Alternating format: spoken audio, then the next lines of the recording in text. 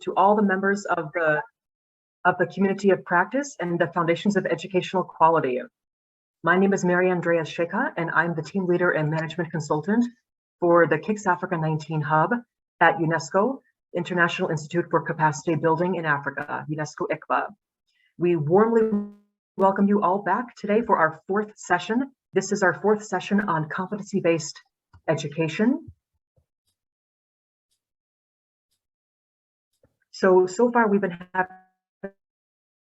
having some very interesting discussions, both virtually here in meetings and also over Capano, the platform that you've been using to engage with in discussion boards over the past few days, weeks, I should say, as well as on WhatsApp.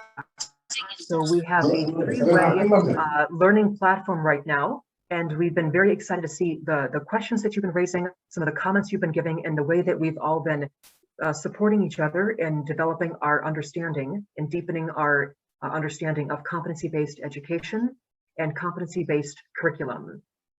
We've been having the African Curriculum Association leading and guiding these discussions that we've been having.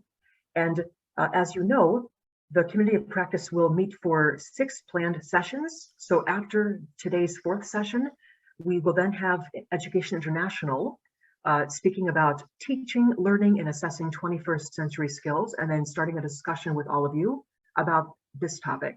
So it's we're connecting competency-based education with 21st century skill development. Then after that, on August 5th, we will have our 6th session for the community of practice, using regional examples of projects as case studies in stakeholder engagement and scaling of innovations in teaching and learning. And we're lucky to have teaching at the right level, which started in India with Pratham, coming in to share experiences on teaching and learning and scaling their TARL, teaching at the right level approach. And we also will have a world reader that's doing project work on literacy and teacher development in Ghana to share their experiences. So as you can see, there are 6 total sessions, and we again ask that you come to them, as many of them as you can. UNESCO ICFA will be giving out certificates of engagement and participation for those that attend 5 or more of the sessions. And so far, these have been really places where we're hearing from you about what have been some of the challenges, as well as some of the accomplishments. We can't look at challenges without accomplishments, or accomplishments without challenges. In implementing, designing teacher development programs for competency-based learning, competency-based curriculum, and assessments, summative and formative assessments for competency-based learning. So these have really been very interesting for us to learn about where you're coming in from. And we hope that it's also mutual, that you've been learning about what you all bring to these sessions. Today, I'll briefly go over the agenda. I apologize for the small print on the slide. The agenda for today, after this welcome, the African Curriculum Association will recap the learning from the previous workshop from last Thursday. And last Thursday, we met to talk about assessment. So how do we assess students well for competency-based learning? So, and then after that, we will then hear about monitoring and evaluation of competency-based learning and systems. We will also hear about Kenya's experience in doing so. After that, we will have a question and answer session, starting with your questions in the chat box. So please do feel free throughout the presentations, throughout others' presentations, to ask questions in the chat box. We see them, we hear them, and we will open it up for questions at about 45 minutes into the first hour. And then after that, we're going to have an interactive small group activity.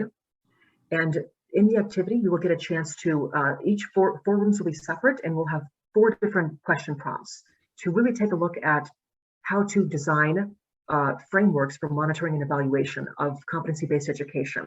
So it's really going to be on you. It's interactive, and we expect you to come up with some ideas like you have been, and as well as some frameworks that would work for your systems, listening to, connecting what you've heard during the presentations previously. And then we'll have a sharing round, And then we will go over to looking at the next steps for the next few sessions. We have 2 left, but this in no way will be finished with these 6 sessions. We're just beginning the dialogue with these 6 sessions. So without any further ado, I'd like to end my slide and ask Felicia Bokoya Yadam to begin her presentation, actually begin sharing the learning from the previous workshop. So over to you, Felicia. Thank you so much, everybody. I'm looking forward to this discussions today. Yeah, Mariam, thank you very much. Good afternoon, good morning, everyone. We want to spend the next 10 minutes to look at what we learned from this webinar. The focus, as you all remember, was competency-based learning. We had 2 presentations from Gertrude and Morris, and we also had country experience for Blessing. And throughout the week, we've had some interesting discussions on the Copano platform and had been very great. Now, anybody can start by telling us what we learned about competency-based assessment. Anybody can start, but I'll be inviting when it becomes necessary. Permit me to do that.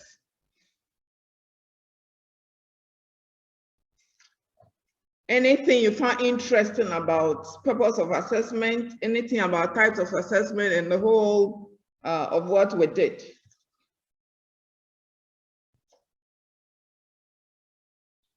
Okay, Miracle, can you start for us?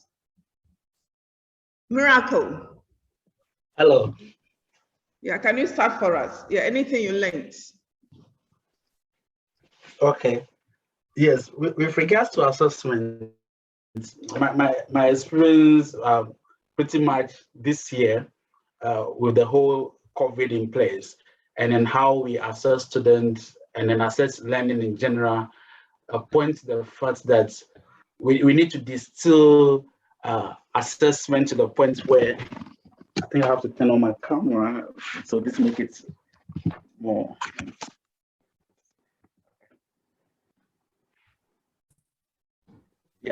Yeah. So as I was saying, we need to distill assessments, and from the conversation that happened on Copano that I've been following, is the assessment should provide input for refining learning and then for refining instruction as well. And what I've learned from the discussion that has gone on is the enthusiasm from colleagues in trying to find out the purpose of assessment and how that affects instructional practice, particularly when the focus on the curriculum now is looking at competencies to be gained after going through that period of learning. That was what I found very interesting, and I would like to encourage a lot of us to kind of make meaningful use of the assessment data. Thank you very much. Anybody else?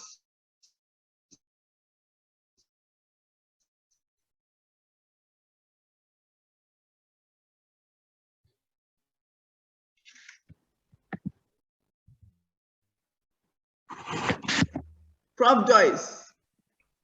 Oh, yes, thank you very much. I want to begin by picking a phrase that Morris time and again actually mentioned, that assessment drives learning and not the other way around. And this was also emphasized by the first presenter, that is Dr. Namubiru, when she told us about, you know, the 4 critical questions that we need to ask in order to design an effective assessment, whether formative or summative. And these 4 questions are the why, the learning gaps that we want to address in our assessment, and the what question, the purpose for which we are assessing, the when question, that is determining the time, the most suitable time when we need to assess, and the how question of defining and articulating the competences and learning outcomes that we would like to assess, whether in the formative or summative assessment. That's what I got from the first presentation. Yeah, thank you very much, Prof. Now, Blessing. Some participants found certification at point of readiness and trade testing very interesting. We want to highlight a few points on that. Blessing in your presentation. Blessing, are you here? Would anybody want to share something? Yeah, okay. Come again with the question, Felicia. Was the Some participants found certification and point of readiness and trade testing very interesting, and I want you to share more light on that. okay? So what we meant by certification at the point of readiness is that we should not wait as an education system to accredit display the skills and competencies for the learner until when that learner finishes school or exit the school. At any point we have realized that the learner is competent in a particular skills or competencies. Okay, so at any point we realize that the learner is ripe for assessment in terms of particular competencies or skills, then we should assess that learner and certify that learner. But for us to do that, we must have an arrangement with the accredited boards that should certify our learners. The school system's role will be to identify the skills for a particular learner and continuously assess and help to improve that skill until when we want that learner to be certified. So, for example, coaching, ball game coaching, it could be cricket or soccer. We don't need to give our learner a coaching certificate only when that learner finished school. Yet the learner can display coaching skills while he or she is at Form 1 or even grade 7. At that point, then let us certify, assess the learner and accredit and give that learner a certificate. Other examples include driving license certificates or first aid. The simplest would be first aid certificate, that we don't need to wait for the learner to finish school. That becomes a certified first aider. At that point, when the learner displays competencies in doing first aid, the school should assist that learner to be certified. So this goes to other skills like in the technical vocational learning areas where they do bricklaying or computer sciences or metal work or cake making or dressmaking, all those things. We should certify the learner at the point that the learner is ready to be certified, despite the fact that the learner hasn't finished the school curriculum. Thank you. Thank you very much. Thank you. That is great to know. Yeah. Now I want to ask participant, please, how should our learners in our classroom be assessed in continuous assessment activities to make them acquire the competencies that we so establish when we are planning the CBC curriculum? Anybody can share. Effective continuous assessment, what is the way forward? Felicia, is Maurice here? I have some comments on the chat, very interesting one. One saying that a well-written competence is this CBC assessment. And that was posted by Betty. And I have another one from Tesfaye saying that assessment as part of curriculum review helps to identify the competencies gap and teachers' competence-based assessment for continuous assessment is critical. So maybe they may want to highlight a little bit or to elaborate a little bit on this two statement. One is Betty, and the second statement was from Tesfaye Bata. Thank you very much. Tesfaye, can you come up and elaborate more on your submission in the chat box? Thank you. Thank you, Alicia. Yeah, we are waiting. Yeah, If it's not ready, Professor Betty, please, can you come up? Professor Betty. Are you following? That's fine. Okay, that's fine. Taxpayer, butter, yes. Yes. In fact, here in Eritrea, we usually practice a two-year basis MLA assessment. And from that, we learn how our curriculum is really implemented in the real ground, and whether the delivery, which is by teachers, is really appropriate as it is intended, considering the outcome that we are expecting from the curriculum.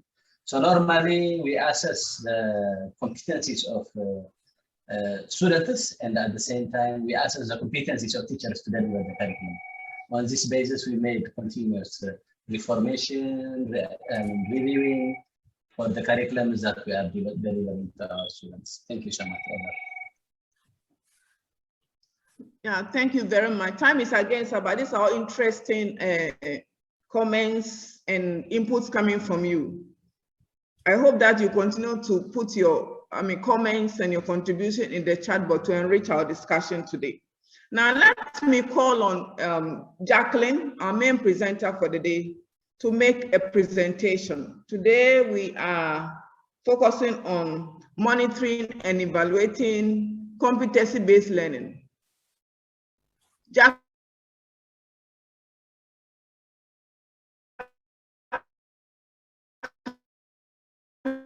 Jacqueline, we are kindly inviting. Thank you to all the participants and everybody on board. So today I will be taking up two presentations. The first presentation will be taking us through the aspects of monitoring and evaluation and seeing how we can apply them to the CBC. And the next one would be the Kenyan experience. And I'll be doing this on behalf of my CEO.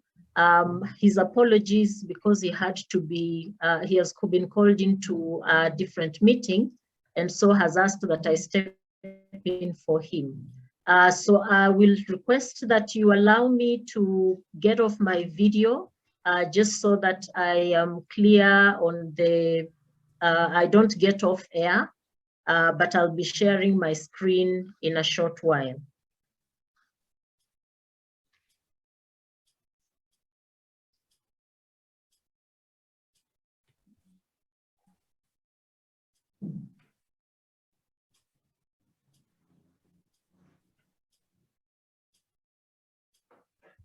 Is my screen visible? Yes, it Yes, is. it is.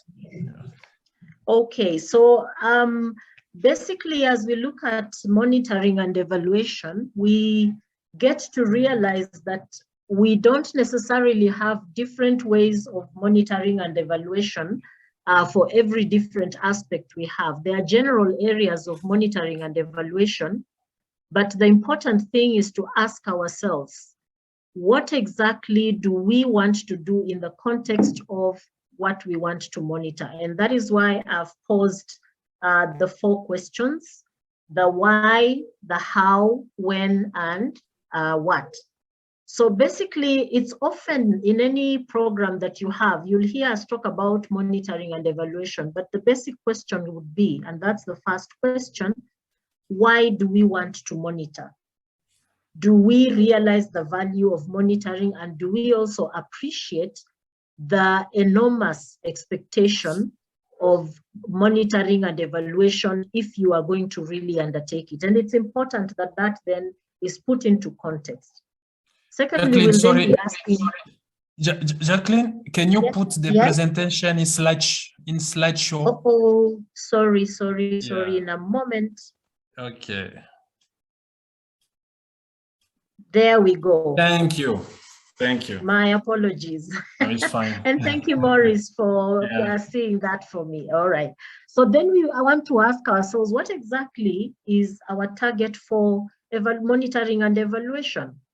What do we want to get from this? And that will define a lot of things, including the kind of questions we will want to ask, but more so the methodology that we will want to use for the particular aspects of monitoring and evaluation we want to carry out. And of course, it's important for us to ask when, because each of these monitoring in its own right and evaluation on its own right will affect the result that we want to undertake, but also at the point at which we carry it out, you'll either get successful results or the results you intended, or you may not even get any relevant information for the purposes for which you wanted to handle it. And how gives us the thinking of looking at methodology, looking at aspects of analysis, and finally, what are we going to use this information for? So as we look at that end result of the usage of the information, then we will make sure that the methodology we put in place will allow us to get to that result that we want to utilize the information for. And ladies and gentlemen, I just want to remind us that monitoring and evaluation are quite distinct. Sir. Oh, sorry. Monitoring and evaluation are quite distinct, because monitoring will be looking at the progressive implementation with the ability for us to be able to make corrections, while the evaluation allows us to look at what are the achievements vis-a-vis the targets or the goals that we had set.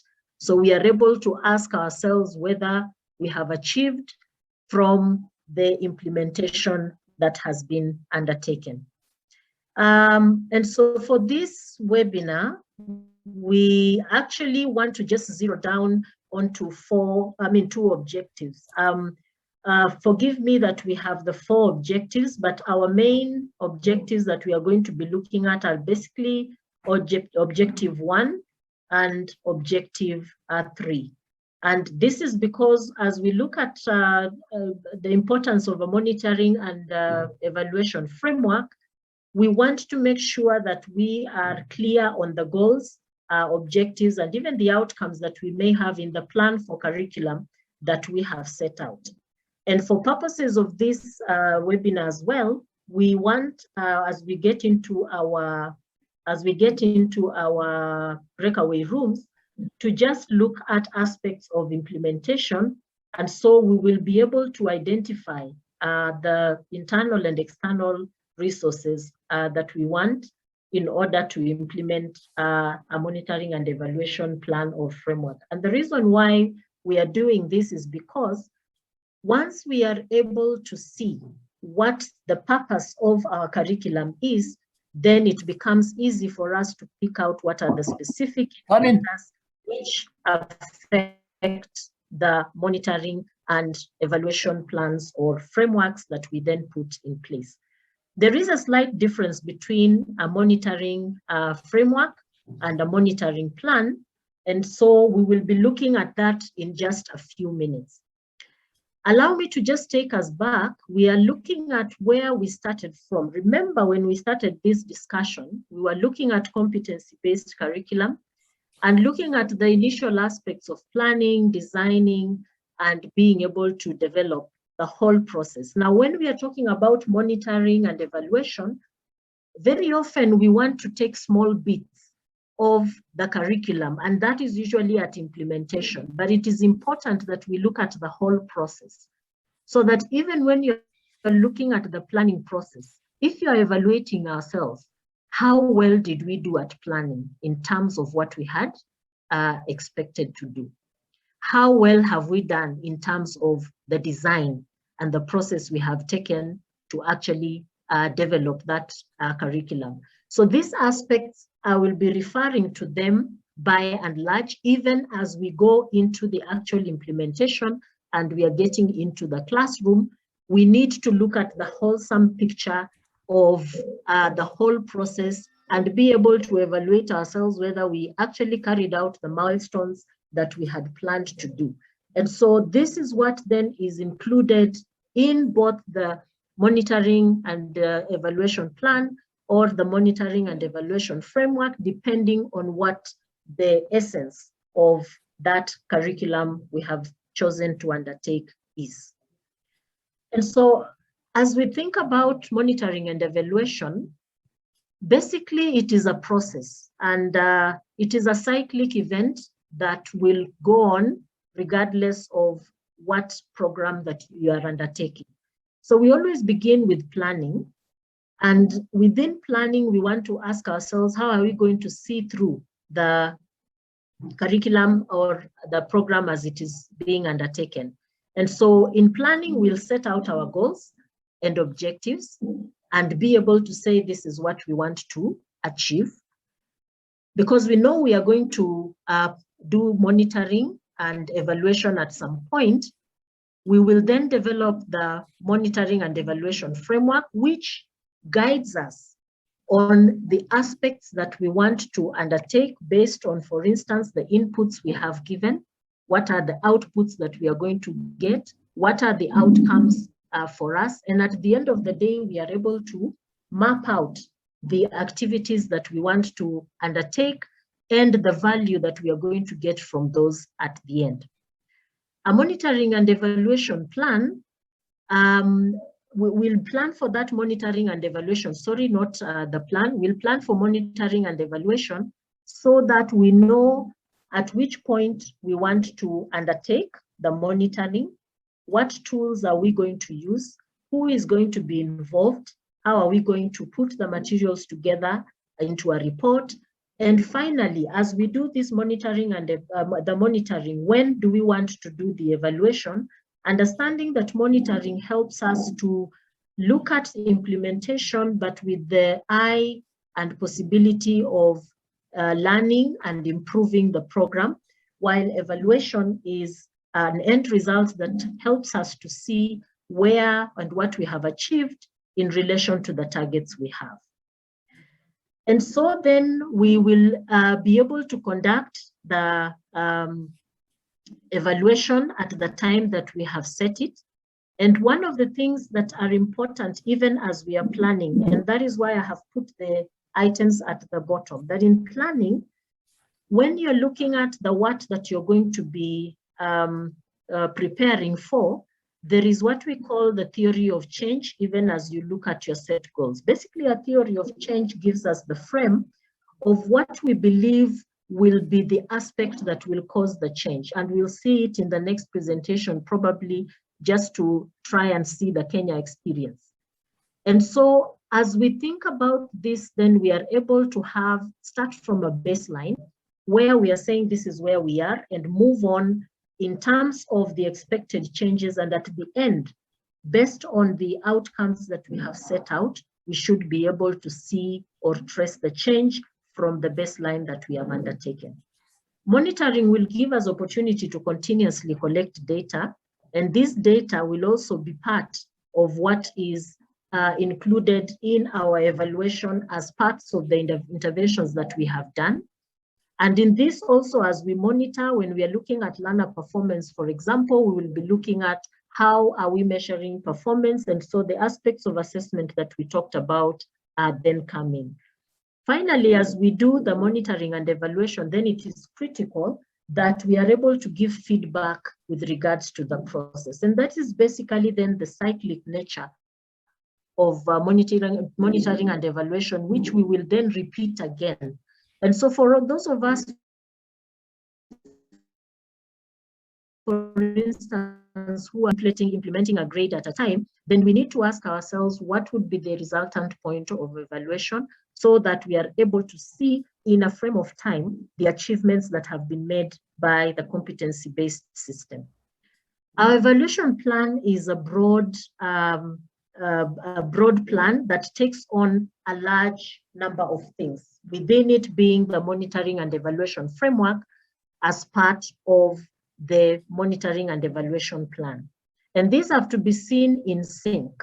So when we have these components, we are saying that at every given time, we can tell where we are. When we are monitoring, for example, and we have the indicators that we are using to monitor, these indicators that we are using to monitor, we are monitoring to ensure that they are on course based on the goals and objectives or outcomes that we have planned for.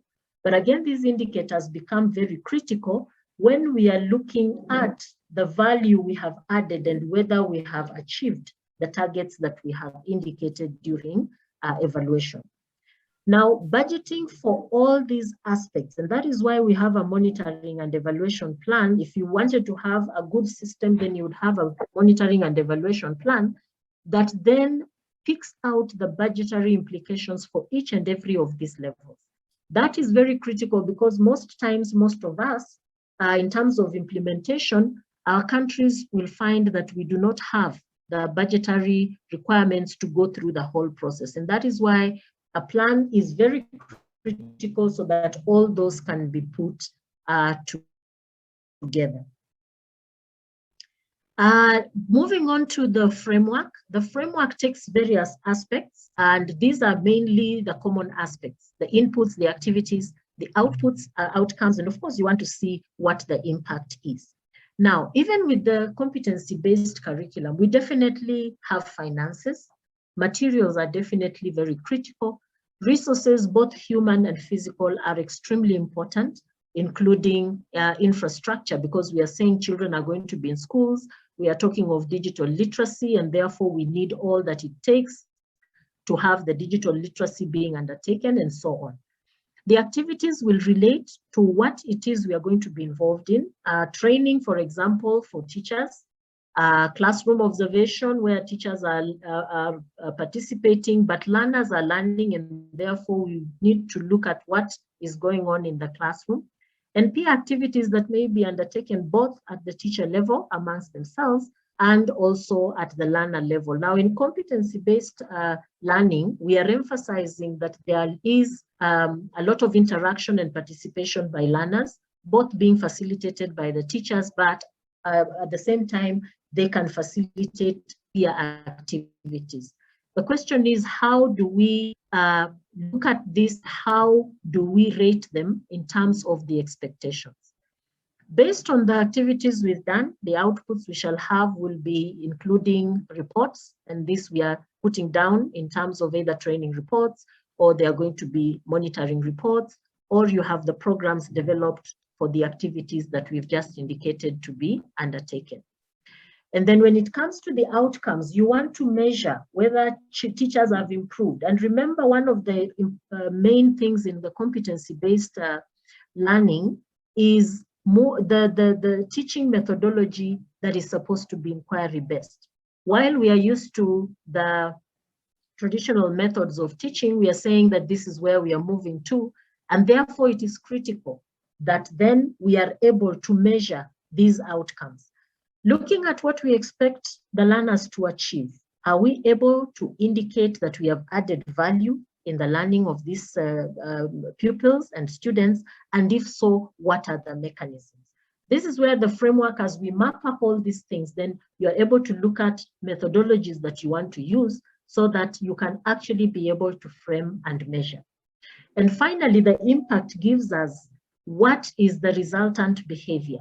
And sometimes we may not even know how deeply we want to go into assessing these and analyzing this, but we also know that there are times when even that change of behavior can be really unintended, because we may be teaching in class, there may be other factors that affect the learning of children, and the question is, are we able to pick out these and be able to say that these learners are now behaving the way they are because of the curriculum that we have undertaken? So basically, even though these are the general areas, we always contextualize them into what we want to do in competency-based learning.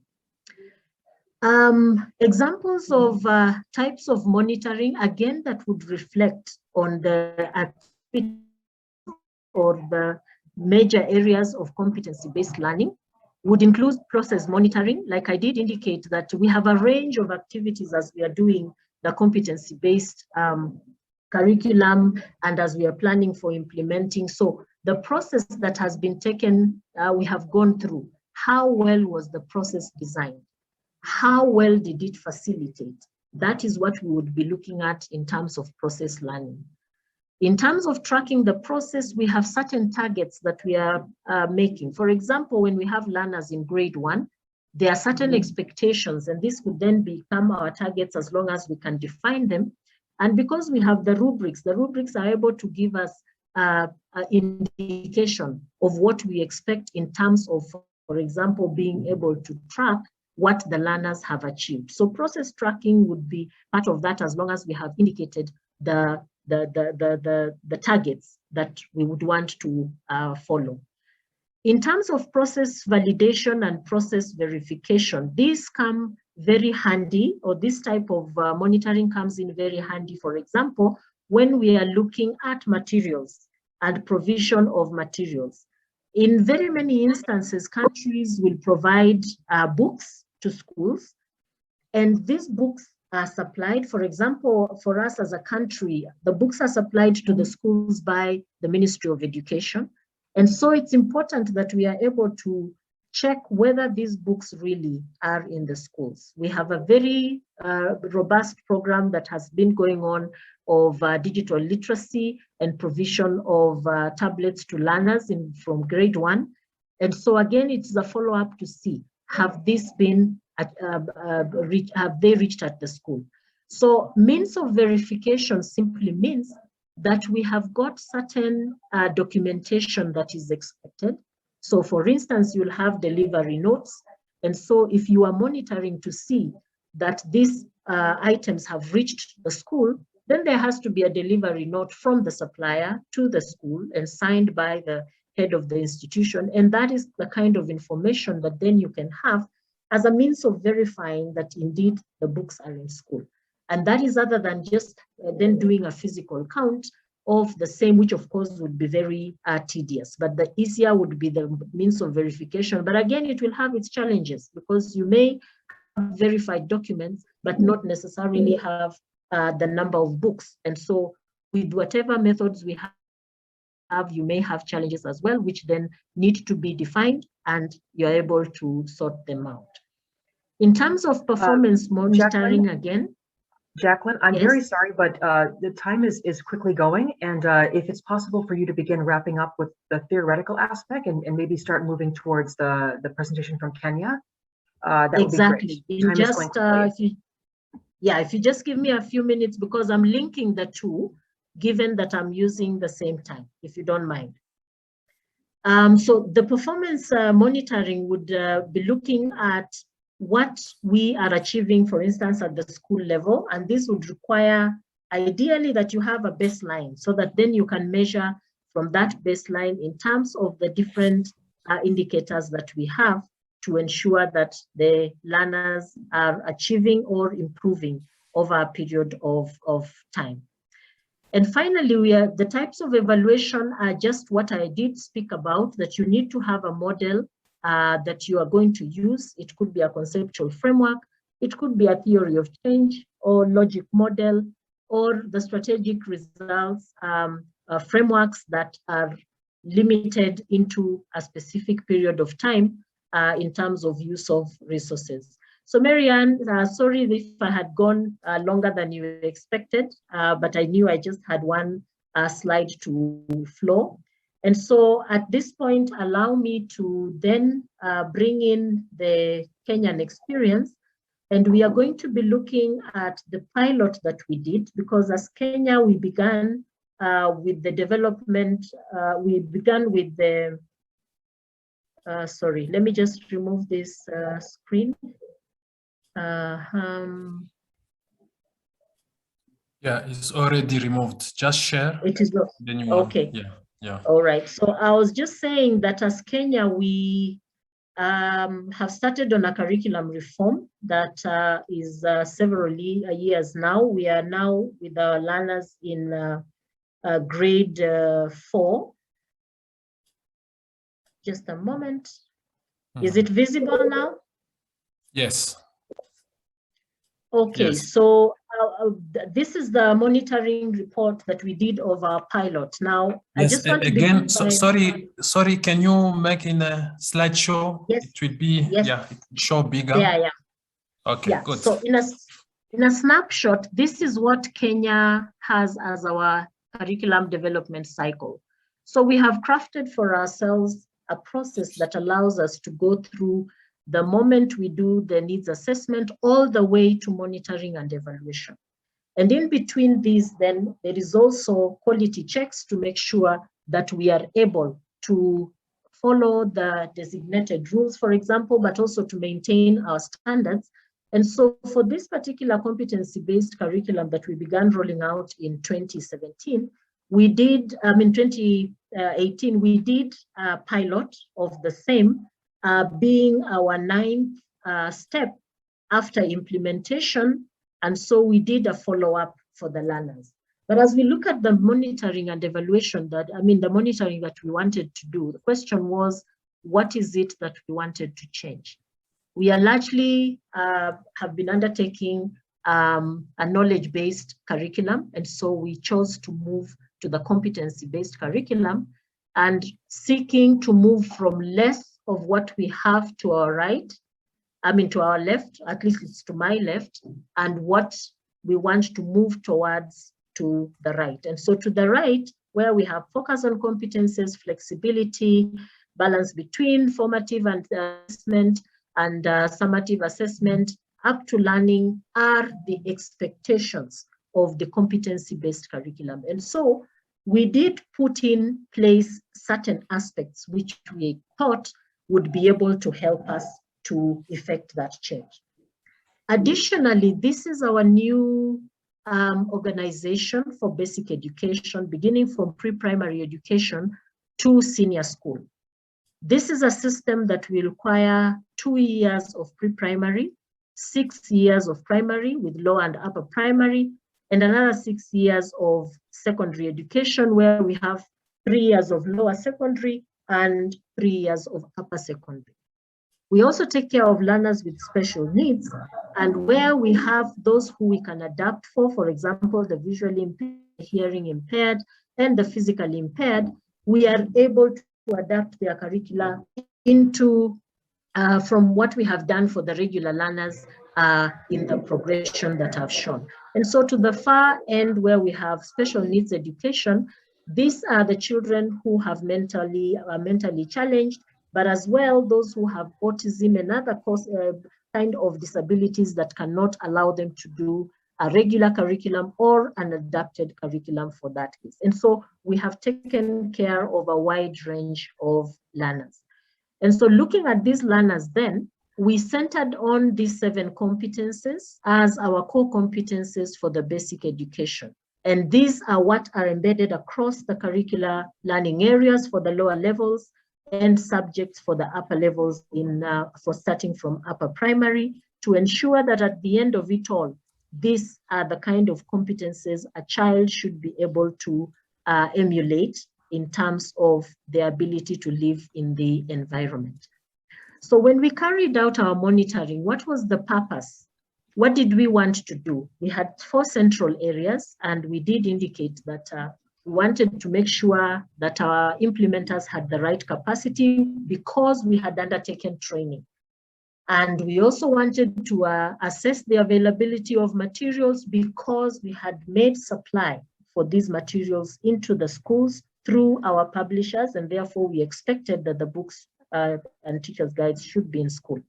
We also had put in place a support system because we have field officers who do support the teachers on the ground. We call them the curriculum support officers, and we have the quality assurance officers who do in what other countries we refer to as inspection. And this is the support system we put in place alongside the national system. And finally, one of the major components that we have is a parental engagement and empowerment with regards to what their children are doing in school. And so having put those systems in place, then we were looking at how aware are the parents with regards to what they are undertaking. So we had a total of 470 schools, and this is the data from the respondents that we got. We did have schools from across our counties. We have 47 counties, which are now our regional governments. And so we picked 10 schools, primary and pre-primary schools, since our concentration was at that time in pre-primary and grades 1 and 2. Now, from the plan that we had made, we were able to gather data from implementation of the pilot that was enabled us to see how the curriculum is playing at that time. And remember at that time as we were doing it, there was a concurrent running curriculum for the 8 years and 4 years, we call it the 844. So we selected the schools that we were using for this, and these were our results. So looking at the level of preparedness, we were confident that we are moving in the right direction for all the levels, including the learners with special needs. So the teachers' ability or confidence in handling the new curriculum was high. One of the areas that were key to us were the use of assessment rubrics, because from the change we sought to undertake, we were ensuring the teacher is moving from being that teller to being a facilitator. And so again, we wanted to know, after we had trained these teachers and they're implementing, are they able to utilize the rubrics that we had given to them? And again, we can see the rates at which we are.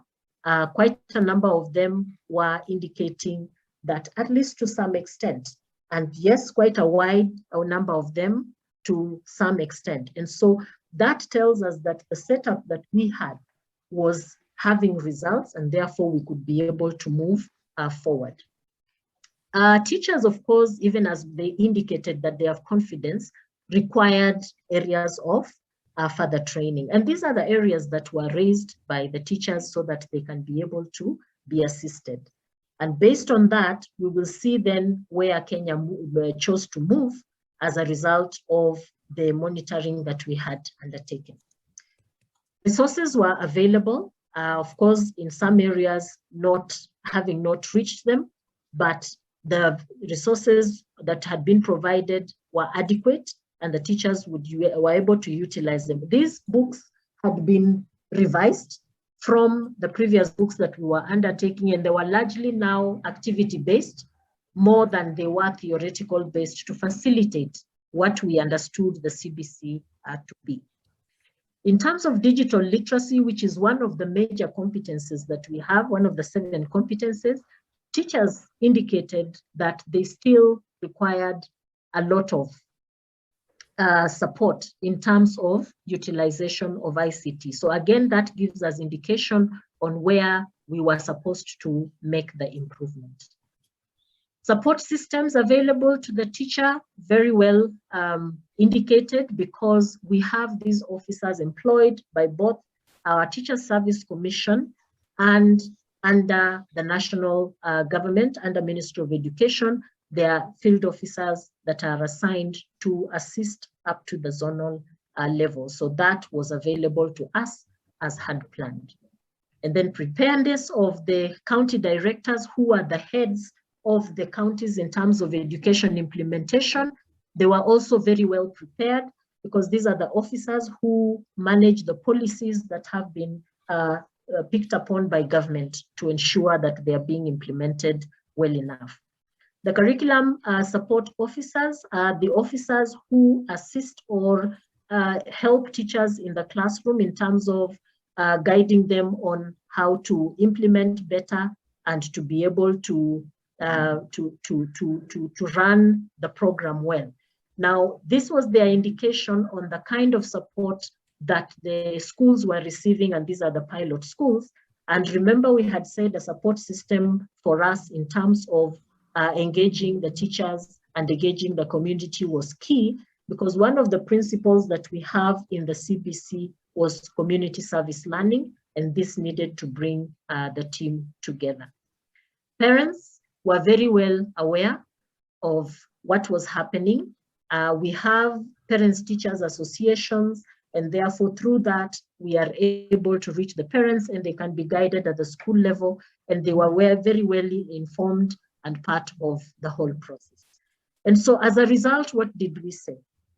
We did indicate that we must make sure resources are in school. And since we are a tripartite team, all these are the government institutions that have a stake in the implementation of the CBC, and we've been moving together. So each one of us has our mandate, and we'll be able to pick up that mandate. In-servicing of teachers is done jointly by the teams that I have indicated there. So we come in as a group and all of us are able to go and train so that later when we are carrying out our different mandates, we are able to move on. And basically, based on this, we actually suggested that we need a framework for communities of learning, something that we do not have at all. We also suggested that we must share our experiences as government organizations, something that we don't necessarily do. And as a result of this, because of the magnitude of the requirement of the multi-sectoral approach, our government then put in a task force on enhancing access, relevance, transition, equity, and quality for effective curriculum reforms implementation. This task force has already launched the report, and this is what now is framing the curriculum reform. And we already have currently a new department, state department for implementation of competency-based curriculum away from the State Department of Early Learning and Basic Education, just so that facilitation for the running of CBC is done. So ladies and gentlemen, as we move on with implementation, and our first level now is at grade 4, we actually are running as institutions that are assisting each other, and the task force is leading the process even as we have our various mandates. So Marian, basically that is just the brief from the Kenyan side. Learning from the pilot and in going on with implementation, we have been able to put in place what we think was the resultant of that pilot, and that is why we were doing it, so that we could inform the implementation process better. Thank you very much, and I will be sharing I think I've shared the presentation with Maurice, so it is accessible it can be accessible on Copano. Thank you very much, and back to, I think I'm handing over to Gertrude now. Let me come before Gertrude comes. Let me thank you for the presentation, for trying to link theory to practice. Even though you spend more than 10 minutes beyond our schedule, I think you have done justice to the topics that were given to you. And I believe participants have also been able to link the theory to the practice. And I think this is very good. We now invite Gertrude. I believe there are some questions in the chat, a lot of them, so that she will lead this question session for us. Thank you. Gertrude, please take the seat. Thank you so much, Felicia. And thank you so much, Jacqueline, for ably taking us through the two presentations. Participants, you are welcome. We are so grateful that you are always available for these workshops. Yeah, this is a session for question and answer. It is going to take us only 10 minutes, so let us focus. I would like to start from the questions given in the chat, and I would like Maurice to kindly share the questions written in the chat. Okay, thank you, Gertrude. Let me just share them directly on the screen, so it will be easier for all of us to see those questions, and yeah, to try to respond to them in the given time. So I managed to identify 6 questions and 2 comments from the chat. Really, the chat is very busy. The first question is, how can B monitors trends to effectively conduct monitoring and evaluation? So this is how maybe to find out if those who are conducting the process of monitoring, if there are trends to do that. I'm not sure if Jacqueline can come in and share what you are doing in Kenya. But before you come in, let me also, for the second question, how can head of educational institution monitor implementation so that gaps are addressed before external bodies check? The next question, how can internal and peer monitoring be used to reinforce the realization of expected outcomes, seeing that external monitoring poses a challenge due to lack of enough resources by a Ministry of Education? And how did Kenya mobilize resources to support the implementation of the curriculum, where all officers to support this process retrained, and for how long? Were parents involved in monitoring learning, and were they trained? So these are very good and very valid questions in this framework. I'm not sure if Jacqueline can come in, and or other partner participants, if they have answers to this, can also share. Back to you. Yeah, before Jacqueline comes in, we can give the chance to the participants. If the questions are not country specific to Kenya, you can answer those questions if you have some answers. If you don't, we may ask Jacqueline to come in. Yeah, or we correct. can as well answer them on the Copano because time is not on our side. Yes. Jacqueline, participants? I can't see the hands of the participants. On the Kenya questions that are related to Kenya is just one, and I just want to ask my colleague Olive, who is a participant, and we have Anne, they could shed some light and on any of these in terms of our experience. But I agree with you that some are very general, and therefore we can all answer them. Olive, if you could take up the Kenya question, please. Yeah, I think I saw one of the questions about where we got our resources. I think our government provided most of the resources and still continue to do that, although there is also some support from partners. So we are being supported by partners of goodwill, but I think a big chunk is coming from the government. Thank you. Thank you, Olive. I need to read. Yes. Thank you, Olive. Yes. Can we get answers from other participants? Jacqueline mentioned the Anne. Is Anne on? Anne? Anne from Kenya? Yes, I am on. Thank you, Jacqueline, for the presentation. Basically, most of the other issues I see are general, but I see a question coming in that we have moved a lot from summative to formative assessment, and that's why I would wish to comment and say yes, the spirit of the competency-based curriculum in Kenya is that we stop relying too much on the final examinations or final assessments, and therefore we have taken it up with joint efforts by all the education agencies to enhance assessment at the classroom level, and also a lot of input from the Kenya National Examinations Council by giving standardized tools that are used in a formative way. That all the council does is to actually develop the standardized tools, but allow the teachers to administer them, allow them to score, and then upload the scores back to our portal. And at the same time, using the guided marking scheme, then they are able to give feedback to the learners on the spot. Otherwise, I believe that in Kenya, we have been doing our best to try and monitor this curriculum as much as is possible, even going to facilitate and support the teachers in classroom sessions to ensure that they are interpreting it right and implementing it in the right way. Thank you. Thank you so much, Anne.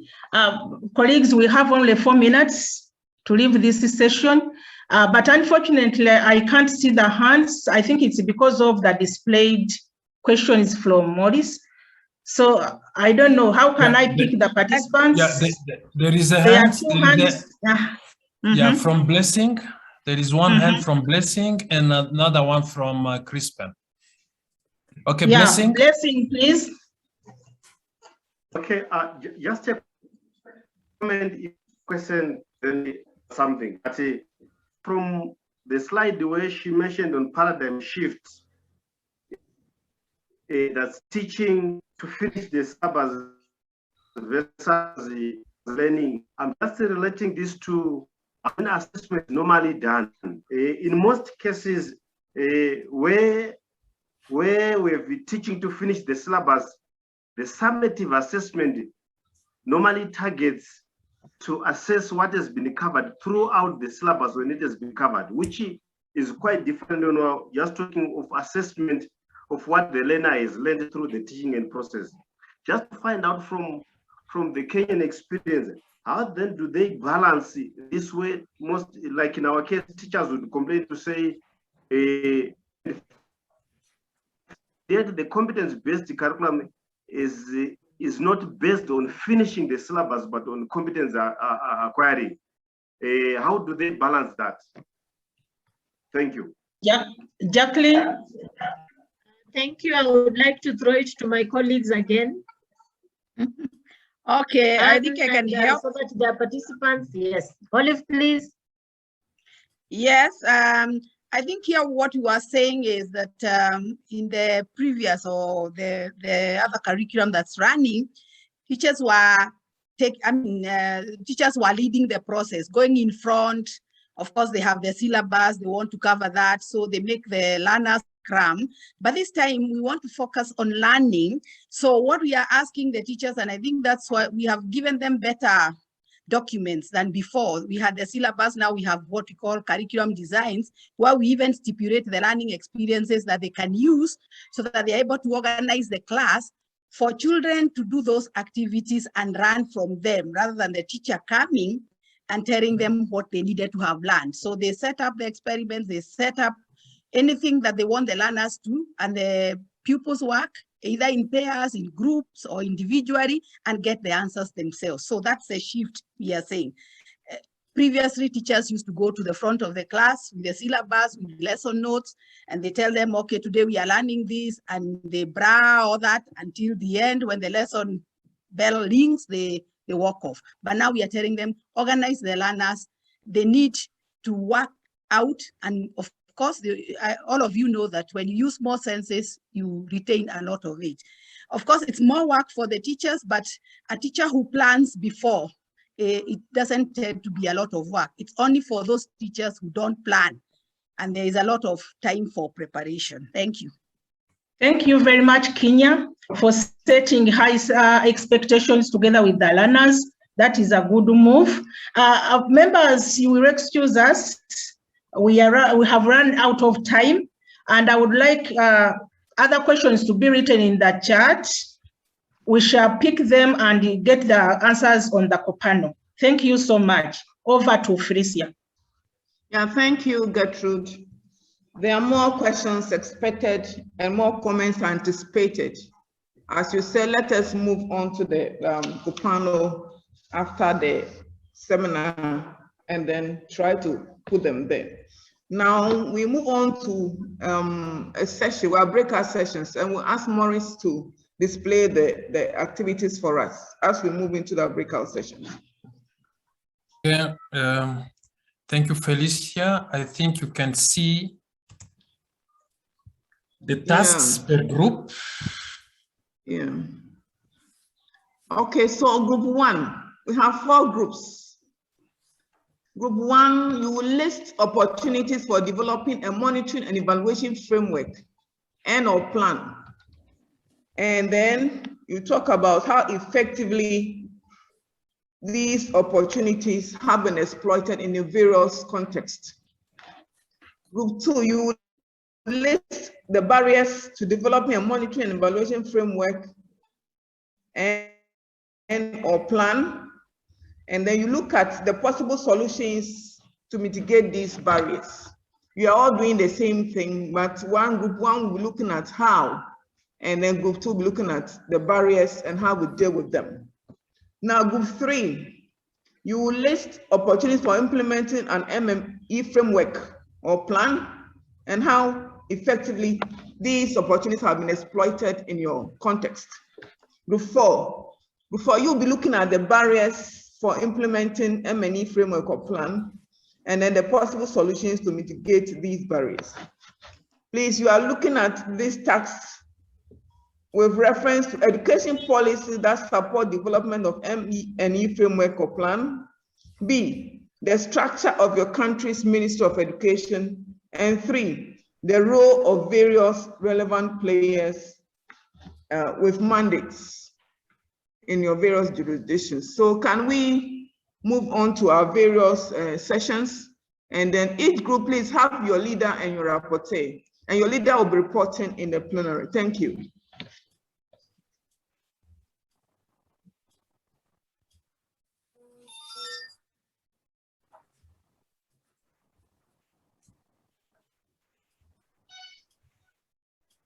Shall we Morris. launch the groups? Or? Yeah. Yes, yes. The groups. Group 1, we have Blesson, Garaskasha, Sekosana, Prof. Joyce, Adam Mohammed, Dr. Samuel Auku, and then Leah. That is group 1. And your facilitator will be Morris and then Bezawit from UNESCO.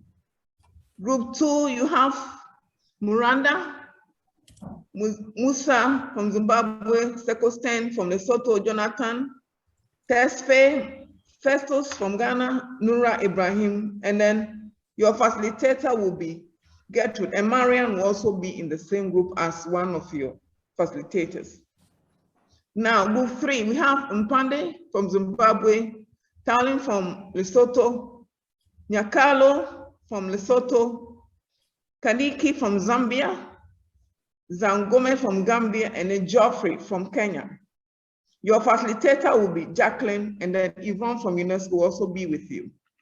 Group 4, we have Chris Penn from Zimbabwe, Lupio Lesotho, Beza, Betty, Mohammed, Anna, Nancy from Gambia, Bridget Nungu from Mali, and then we have Felicia and Victoria as your facilitators.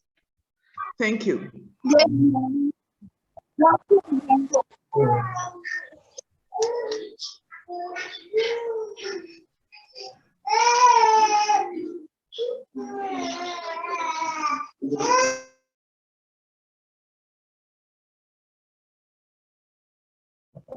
We have realized that we have similar experiences in our group, and we all have departments that are responsible for monitoring and evaluation. But the key opportunities were mainly, the first one was when we are implementing the curriculum as an opportunity for developing a monitoring and evaluation framework. And also when we are implementing the assessment framework, is an opportunity.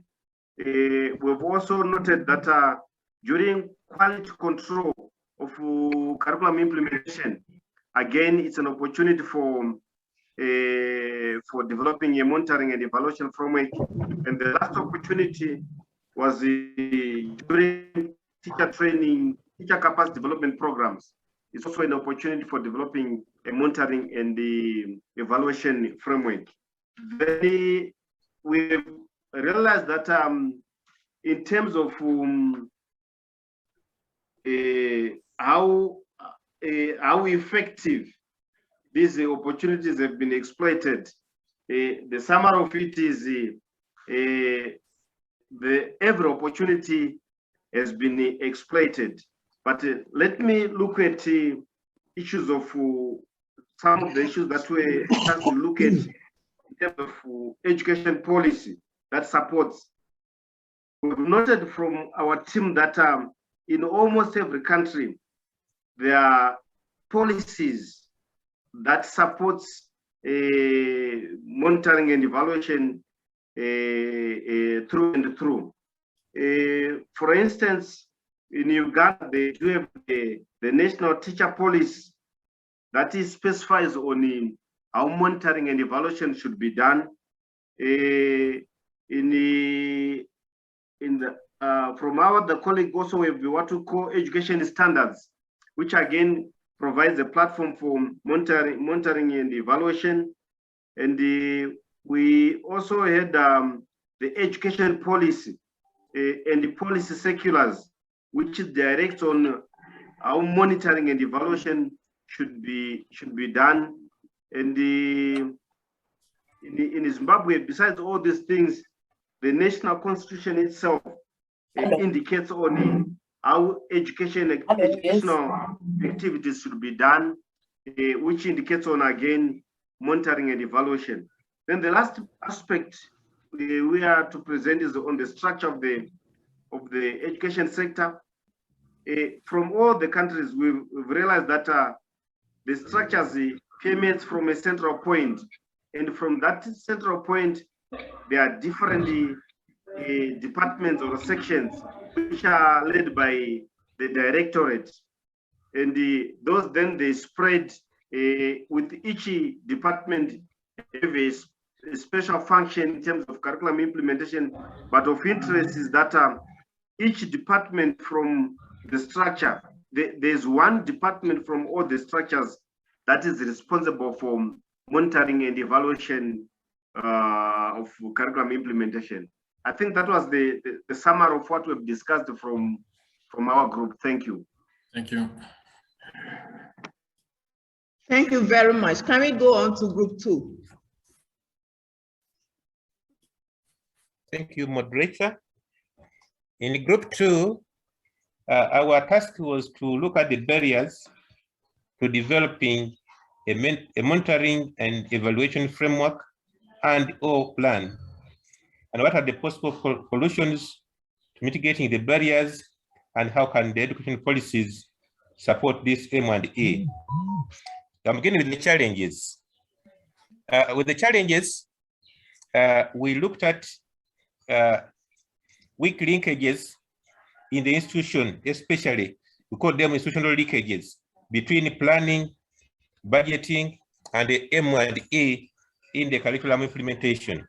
If there's proper planning, there's proper budgeting, then the resources will be available.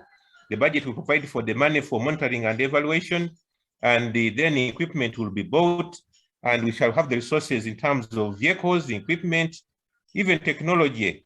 The internet will be available, people will be trained, and we also looked at the lack of a communication strategy for M&E in curriculum.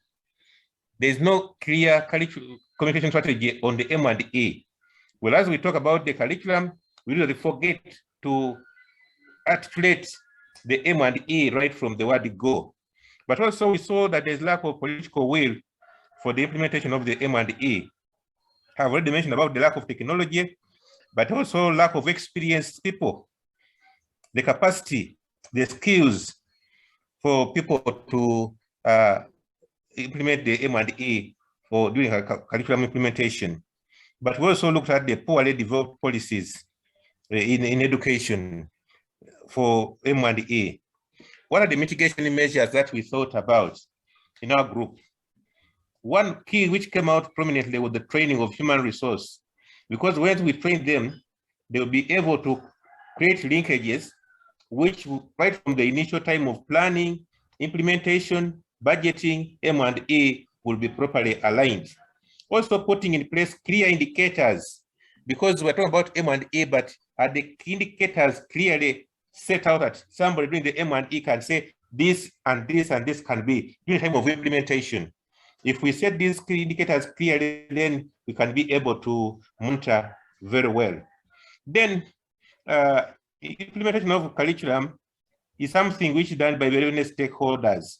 So I think for us to enhance M&E in curriculum implementation, there's need for collaboration as a mitigation measure. Let us collaborate with all the stakeholders at that place, at that level. But we need advocacy. Advocacy is very, very important for us to get support from the political leaders and to give us the resources and get the support in developing the policies. But we need to mainstream M&E activities and align them in the curriculum implementation levels at all levels, aligning the M&E as a mitigation measure. Finally, we said for individual education policies for M&E, we need to develop proper policies with proper M&E frameworks, which can help us to create very clear indicators to be monitored at the implementation level. Thank you, moderator. Thank you very much. Thank you. We now move on to group 3. Group 3, please take the center stage. So, sorry, Felicia, before group 3, we request the participant to look at the chat. There is a link to access the evaluation form so that they can start responding to the questions while they are listening also to the reports. Okay. Thank you. Thank you, Morris. Thank you, Morris. Group 3. Okay, for You're group 3. invited to make your presentation.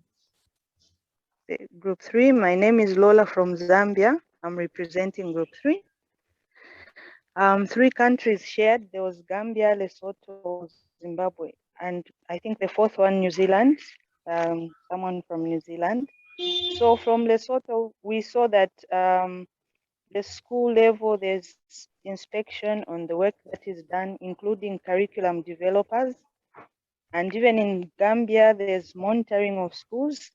Some people are given 10 schools to monitor, and then they look at what has been achieved. Then they'll go back and find out why what has not been achieved. Then it is there's a catch-up activity that takes place where they agree with parents. And for Zimbabwe, we also saw that there is a system that is very elaborate. We'll get it from Sungai. She will say something about that. But the teacher is made to account for why they did not perform well after the monitoring by the head teacher asks them to give the reasons why, maybe it's resources and so on.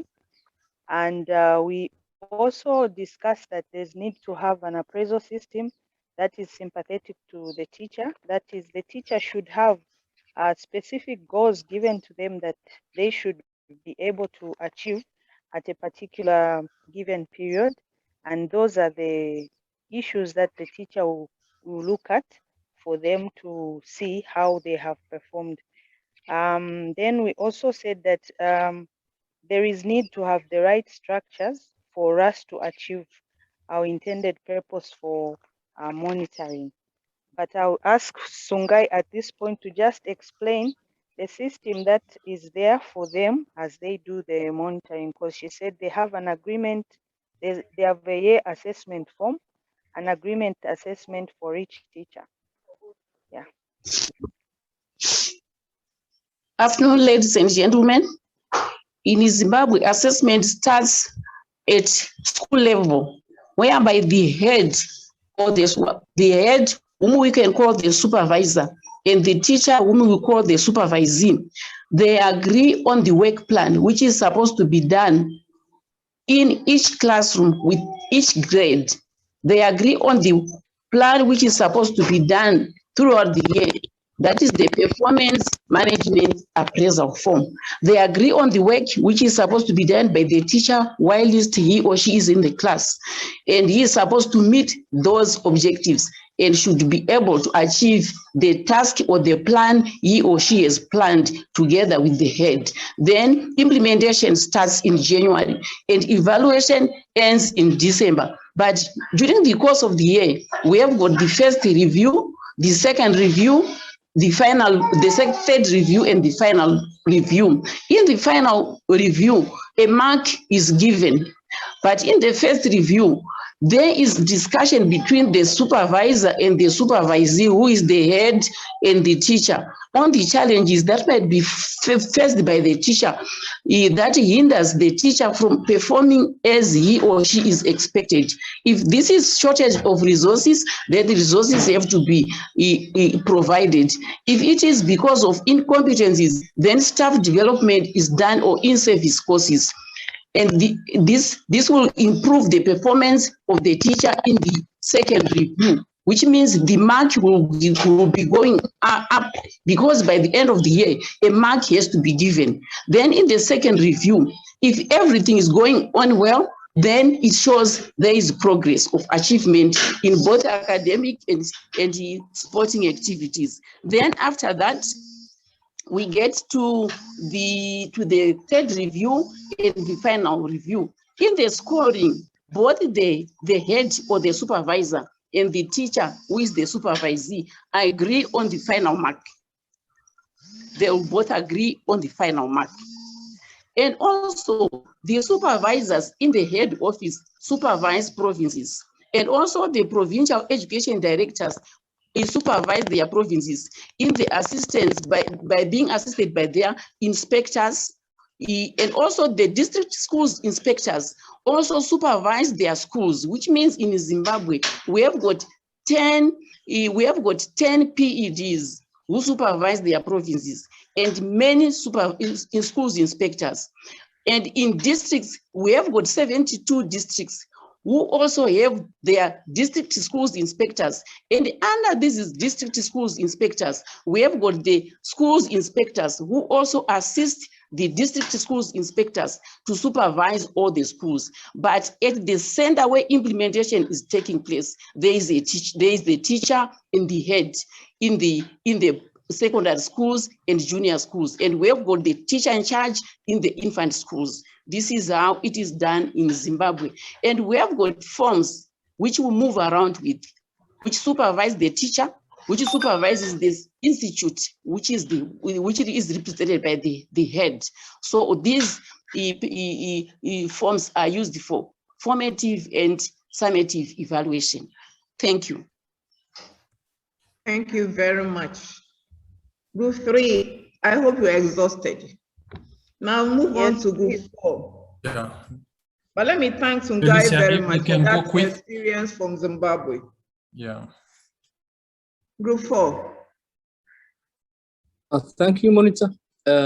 We supposed to list the barriers to implement monitoring and evaluation framework and the solutions, to come up with the solutions. Some of the barriers that the group discussed was inadequate staff and inconsistency of the workload and the time. Also included lack of the coordination. Some of the barriers those come out from us was physical and human material resources, and also capacity of the human resources that are doing the work or the monitoring evaluation. Lack of the policy framework also is one of the barriers. The commitment, the lack of the commitment of the responsible department for that function, and poor management of data management of the was another barrier. Also, financing was another barrier.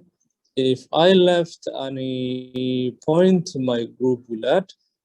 When we come to the solution, one of the solutions that the group come up was scaling or enhancing the capacity of the human resources, those are working on the monitoring and evaluation, and also the coordination of the department and the coordination of a whole monitoring and evaluation process. And that's all I wrote. If I left some of the points in my group, it is over to you. Mohammed, thank you very much. I think these are great experiences coming from a lot of our countries. Despite the challenges, we have good stories to tell about monitoring and evaluation in our various countries. We realize many of us have challenges with capacity building of departments that are in charge of monitoring and evaluation. Some of us need clear indicators in our plan so that the purpose of monitoring evaluation will be clearly established. For many of us, it's a problem with structure. So we have a problem in coordinating M&E activities, and that in fact borders on waste of resources. Advocacy and communication, very important. Many of us may have to look at that. we have proper budgeting to ensure that the resources, though constrained, will be able to use well to achieve the goals of M&E? Do we have educational policies supporting? A few of the countries shared that the constitution of the nation supports M&E plan. Departments have got M&E directorates that are in charge of M&E. But I was thrilled with the experience from Zimbabwe. And I wish they will put it on the Copano platform so that many of us will be able to assess it and see how at our province, district levels will be able, and our school level will be able to implement them. One thing came out: lack of coordination, inconsistencies. We all need to have proper coordination so that accountability and coordination and clear calendar will be available. So these are some of the things that are coming out from our various country experiences. I do hope that we will migrate onto the Copano platform and we'll be able to continue the conversations. Let me thank everybody who contributed in this session, and I hope that we'll continue to share our experiences. I'll now hand over the time to Gabriel to continue with the program. Thank you very much. Thank you, Felicia. And thank you everyone for the informative discussions during the breakout and plenary discussions. On the topic of virtual discussions, we just like to share some new information. So following the session, we like to ask and to encourage community of practice participants to begin joining the GPE KICS portal for the 5th and 6th sessions. We believe that the GPE KICS and Copano platforms are complementary with each other, with the KICS platform enabling connectivity to educators globally from all 4 KICS hubs, including Francophone Africa, Middle East, North Africa, and countries in Latin America and the Caribbean, as well as in Asia. While Copano can serve as a regional continental platform that continues to engage with the realities of competency-based curriculum. We believe that participants can ultimately gain more by having access to 2 platforms and networks than to just one. Some of you may already be familiar with the KICS portal.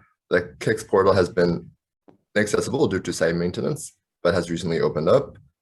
We have asked KICS portal support to make accounts for all members of the community of practice and ask participants to look for communication from KICS regarding their new accounts.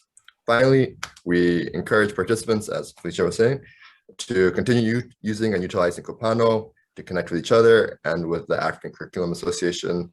We will leave some time for any questions participants may have. Also feel free to use the chat box to share any comments or concerns.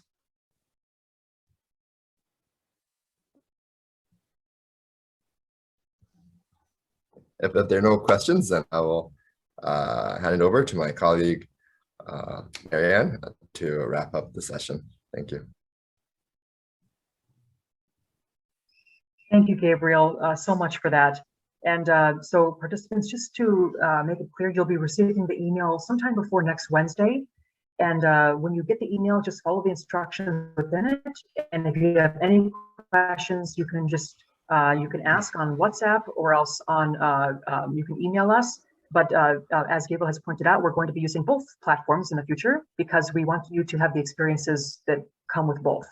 I'm going to briefly share my screen just to show you the last couple of questions. In the evaluation survey, we're really looking for not so much an evaluation of this space as much, but for what you would like to do next going forward. This community of practice space is all about you. It's all about your learning and your experiences. And we know that you come in with a lot to already share. I think as shown by the questions that were posted in the chat box today, there's just never enough time to do it all in these 2 hours. That's why we have these online platforms, and that's why we're going to be continuing beyond the 6 planned sessions with direct outreach and with clustering up to work together in a network going forward. So in a way, the sessions have only begun with these 6 sessions, but there's a lot more that we'll be doing even throughout the rest of this year. So we meet again next Thursday. We're going to be hearing from Education International about how we can better assess the breadth of learning opportunities in our education systems and how this might contribute towards development of 21st century skills. And on August 5th, we're going to be learning alongside Taro, Teaching at the Right Level, and World Reader, Ghana. We've had some members from World Reader here with us today. Miracle was one of them, I believe, and I think he was the only one joining, but we've had Ethel joining from the past, in the past sessions from World Reader. Before I'll just show these questions and then I'll ask if there's any follow-up questions or points for the whole group. So in the survey link we've shared with you, we asked you to think about what are the key knowledge takeaways that you've been taking away from these 4 sessions as a whole. So is there something now that you have learned or realized because of interactions with others from the African Curriculum Association or from other ministries of education? Is there something that you have taken away from these sessions? And then what is most applicable to your area of responsibility? And what are the specific actions that you can either propose that your ministry takes or that you can take yourself within your capacity to ensure that the knowledge that you've that you've either gained or that you have that you already knew about, but now you've connected with other people's knowledge, transforms your system? So these are the 2 key questions, and we really ask everybody to please reflect on these questions through the survey. It's not a survey for us, it's a survey really for all of us. And we'll be sharing everyone's answers soon in August, your answers to these 2 questions. But please do take it today or tomorrow. And we didn't get time to address all of the questions in the chat box today, which, you know, as a teacher, I'm leaving thinking that it's not finished yet. So we will be working on your questions on Kapano, also on WhatsApp over the next day. So we will hear your questions and we will address them on Kapano, but feel free to keep discussing, keep raising them, and keep engaging with each other. And I think we have Martin Henry from the Education International organization with us today. Martin, are you with us right now? Yes. Would you like to briefly speak a little bit about the session that will happen next week, since you are here with us? Maybe introduce them to it. Thank you. Sure. So what I'm going to be talking to you about next week is the work that we did in Kenya and in Zambia on the breadth of learning. So we worked at primary school level in Zambia and secondary school level in Kenya. And I'll work you through how you might use a breadth of learning tool in being able to measure what's actually happening in schools as opposed to what everybody thinks is happening. So it's a matter of squaring that circle. And it's been a big part of the discussion today. So it was great to hear from you all today as well. Thanks, Marianne. Thank you so much, Martin. We're really looking forward to next week, and we'll be in touch via email and WhatsApp with all of you. We'd like you to consider inviting members from various departments in your ministry that you might think could also benefit from the conversations that will happen next week. You might want to think about who might be able to provide evidence on assessing the breadth of learning opportunities offered in your education systems, whether it be perhaps a member from a teacher union, a member from a local education group. You might want to think about if there's certain individuals who could add to the conversation or take away something meaningful, as well as provide evidence for you to learn more about what's actually happening, as Martin says, in the education system versus what we think is actually happening. So I don't want to take up more time myself, but I want to ask if there's anybody from the group who would like to ask a closing question, a closing thought, a closing word. This really is a session for you. It's for your voice. So please feel free if you'd like to. I see that Caroline has her hand up. Caroline, is that an old hand or a new hand? Oh, I didn't intend to put my hand up. Sorry. Okay, well, if anybody would like to give a closing thought, a reflection, a closing question, please do raise your hand or unmute yourself. I'll just give a minute for that before we wrap up.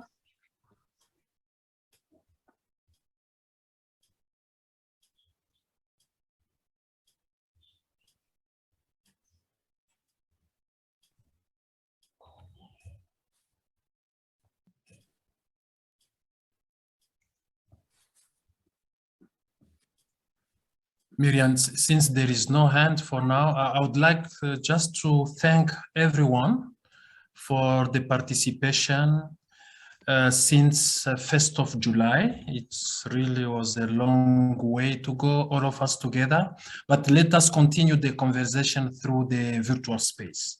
So we are going to share a lot of things. You have seen there were many questions, some were answered, some were not. So we use the opportunity to continue the conversation through the Copano platform. Thank you. Yes, indeed. Thank you, Maurice.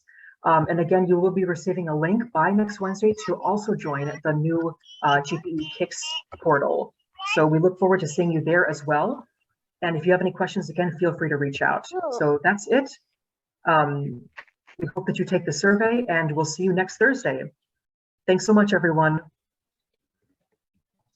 Thank you. Thank you. Bye-bye. Bye-bye.